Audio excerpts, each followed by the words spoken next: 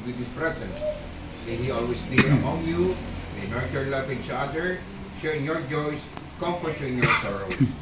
Inspired by His teachings and example, seek to make your new home before all else a dwelling place of love, diffusing far and wide the goodness of Christ. The reading from the letter of Paul to the Colossians. Put on then as God's chosen ones, holy and beloved, heartfelt compassion, kindness, humility, gentleness, and patience, bearing with one another and forgiving one another if one has grievance against another. As the Lord has forgiven you, so must you also do.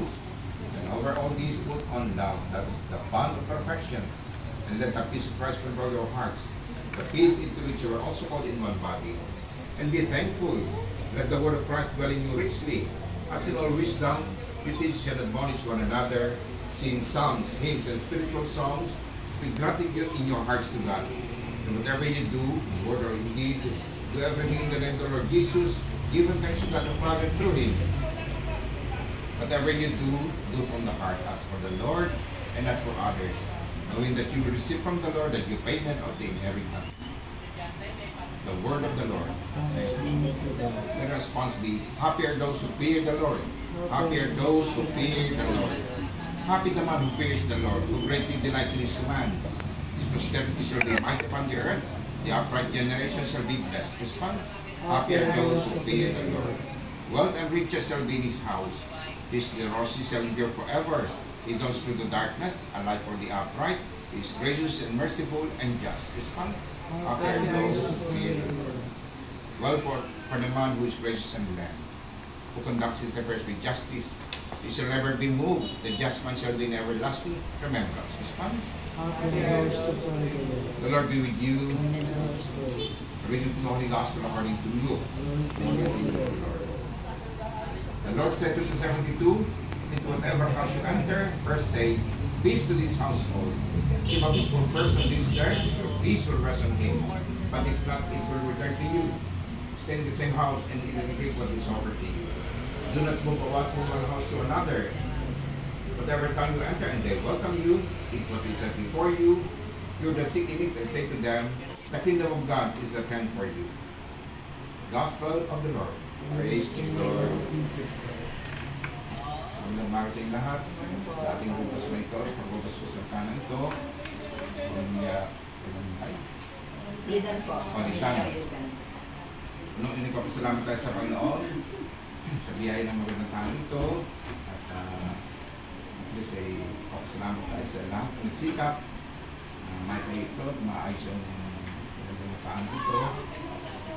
And we express our gratitude for the blessing of this house.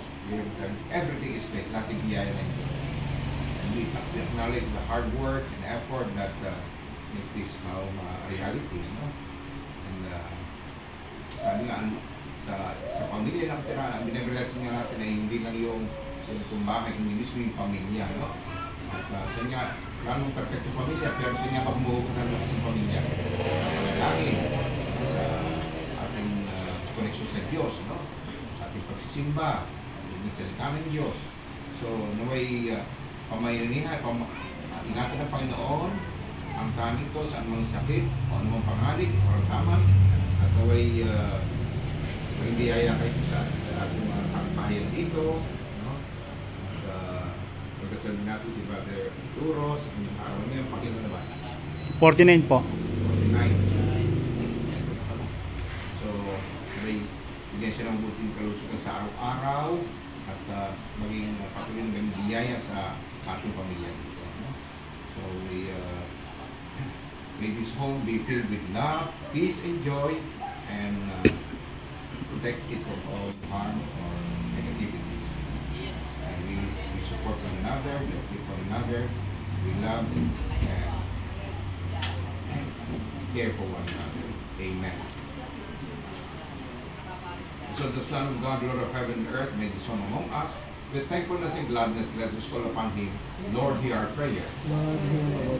Lord Jesus Christ, by His life with Mary and Joseph, you sanctify the life of the home.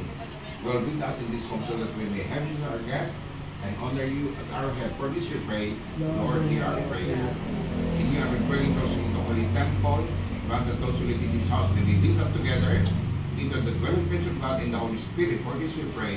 Invite your followers to build their houses upon solid rock. God, that the members of this family may hold fast their teaching and to the Holy Spirit serve you with their full heart. For this we pray. Let us pray. Heavenly Father, we come before you with grateful hearts, seeking your blessing upon this home. We invite your presence into every room and corners of this home. May your Holy Spirit dwell here, filling it with your grace and protection. Bless all who live here and all who enter. Grant them health, happiness, and harmony. May this home be a place of refuge and comfort for family and friends gathered in love and unity. We pray for your protection over this house. Keep it safe from harm, danger, and any evil influence. Bless the relationship within this home. Strengthen the bonds of love and understanding among family members.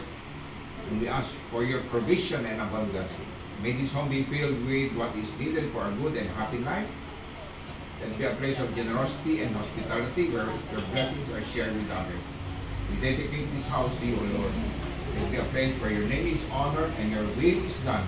Guide us in making it a home to reflect your love and goodness. We ask this through Christ our Lord. Amen.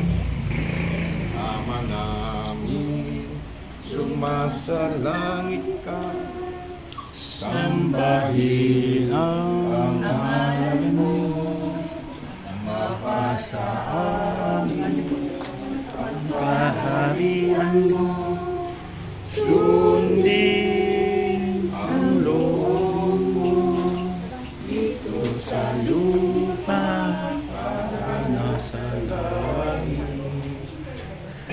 Bigyan mo kami ngayon Kagat-kagat po. Para may ilaw.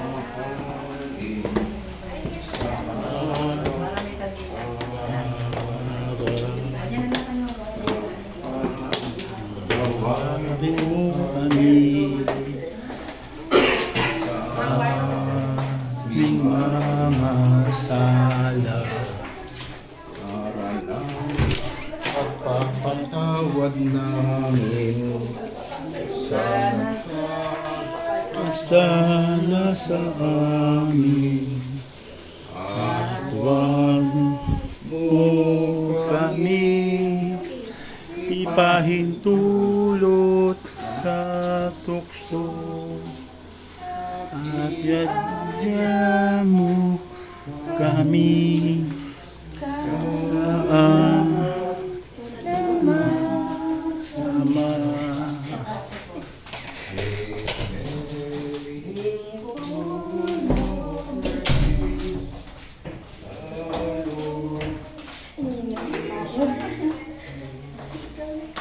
Yan na.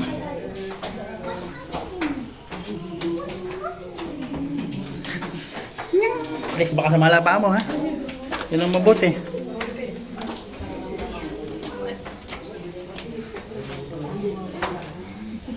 Naantok na. Naantok na. Guys, nandito kami sa third floor, guys.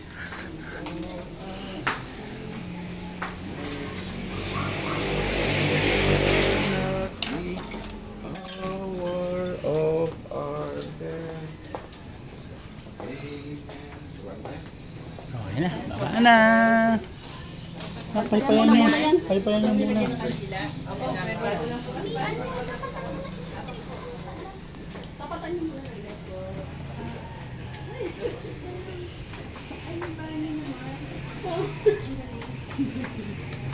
Oh, Mare, inuna ko na. Ginaba ko na. Para ako na lang gumawa. Ay, ako naman lahat nagpintura eh. Oo nga. Para pag may bisita. Oo nga, hindi na mababakars. Oo. Masakit sa tuhod ah. Lalo pag edad, kaya ko. Oo, nako. Masakit na. Ilan taon ka na ba, Mare? 56 na ako ngayong November. 56? Oo. Doon, malaki pa lang ano namin sa'yo. Oo. Kaming magkasama, 40 na yun eh. Ah, pareho kayong 49. Oo. Kailan March. mo birthday ni March? March. March. Ano nga pala sa inyo ni Alex na? Nasa bingguhan pa naman tayo.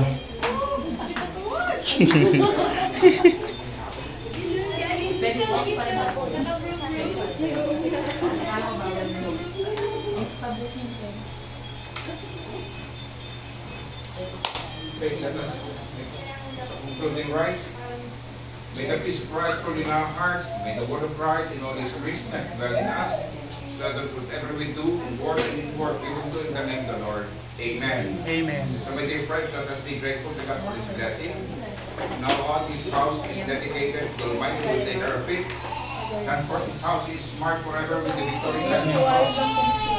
May the good Lord keep His love family that dwell here and all of you consecrated to Christ.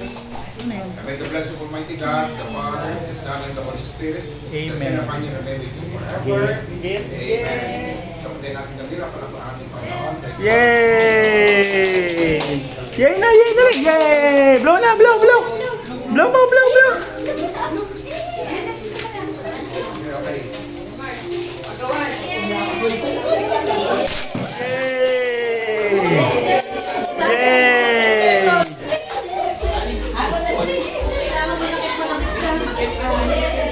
Yan guys, papagaw na ng pera si Mrs.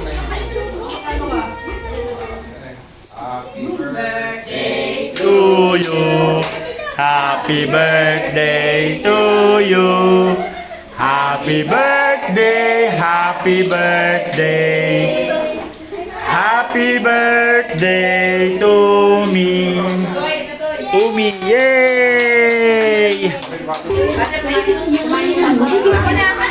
Ando ka muna ng pagkain sila Father tsaka sila Kuya.